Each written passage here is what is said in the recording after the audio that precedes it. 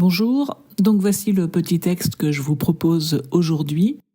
N'hésitez pas à appuyer sur pause le temps de votre méditation et ensuite vous pouvez poursuivre si vous le souhaitez la lecture de la vidéo pour écouter ce que ce texte m'a inspiré à moi. Mais vraiment, ce n'est pas une obligation, sentez-vous absolument libre. Le plus important, c'est vraiment ce que le texte vous dit à vous. Et si justement vous souhaitez partager, mais là non plus ce n'est pas une obligation, faites-le en toute liberté si vous le désirez. Donc si vous souhaitez partager ce que le texte vous a inspiré, n'hésitez pas à le faire en commentaire. C'est vraiment toujours inspirant de voir à quel point l'Évangile parle à chacun de manière très personnelle. Donc n'hésitez pas. Bonne méditation.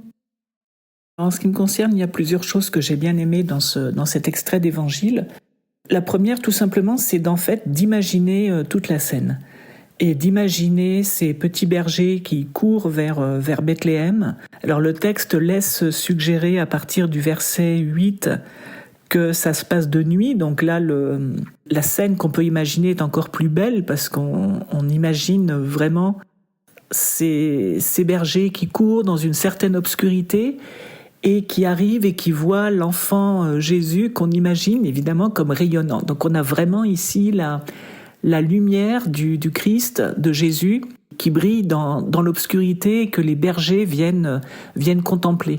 On imagine aussi beaucoup de lumière à l'apparition des anges, etc. Donc on a quelque chose qui est très contrasté, qui fait ressortir en fait la beauté de la lumière divine.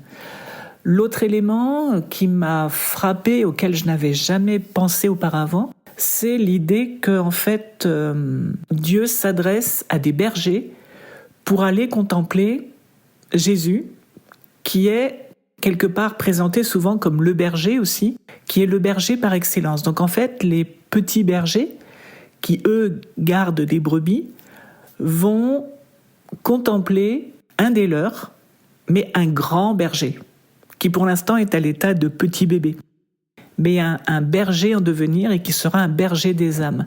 Donc là aussi, je pense que ce n'est pas un hasard, je pense qu'il y a un message symbolique de la part de Luc pour préparer justement cette image de Jésus en berger. L'autre élément auquel j'ai pensé, c'est que là, on a un moment de grande joie, de grandes manifestations divines, de grand émerveillement face à l'œuvre de Dieu. Et puis ensuite, on va avoir 30 ans de silence, en fait. C'est-à-dire qu'il ne va plus rien se passer, ou du moins il ne va pas se passer des choses aussi spectaculaires qui aient mérité d'être dans les évangiles. Il ne va rien se passer. Et c'est là qu'on entre vraiment dans le mystère de Dieu qui est vraiment selon des logiques différentes des nôtres. On aurait pu imaginer aussi que face à cette manifestation grandiose, tout le monde irait prévenir les autorités, prévenir tout le monde, ça y est, le Messie est né, etc. Et en montrant Jésus, et visiblement il n'en est rien.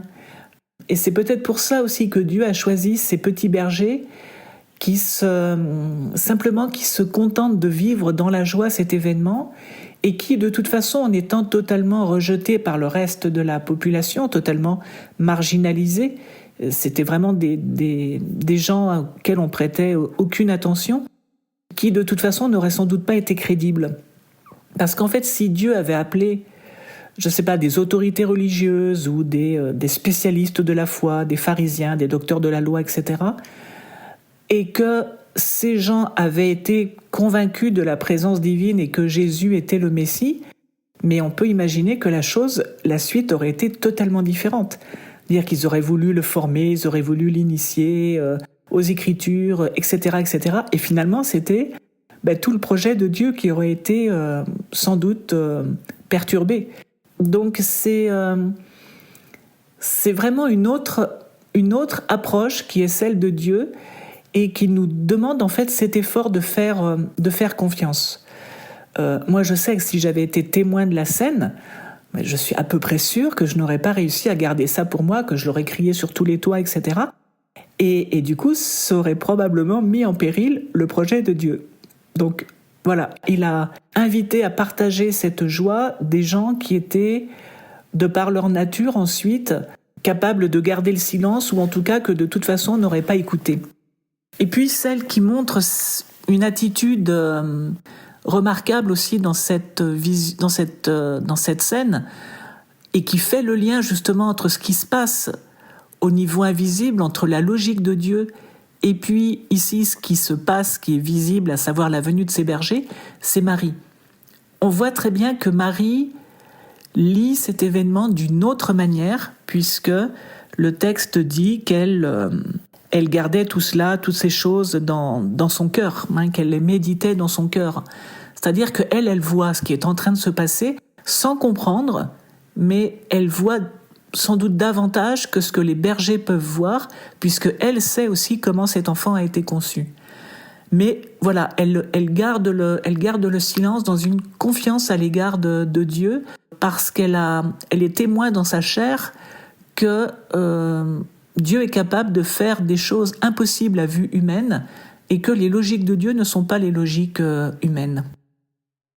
Donc moi, ça m'encourage une fois de plus vraiment à m'abandonner, à essayer en tout cas de m'abandonner à la confiance en Dieu, avec cette certitude que ces chemins ne sont pas nos chemins, qu'on ne peut pas les comprendre, mais qu'on est quand même invité d'une certaine manière à les partager et à entrer dans cette joie à la manière un petit peu des petits bergers.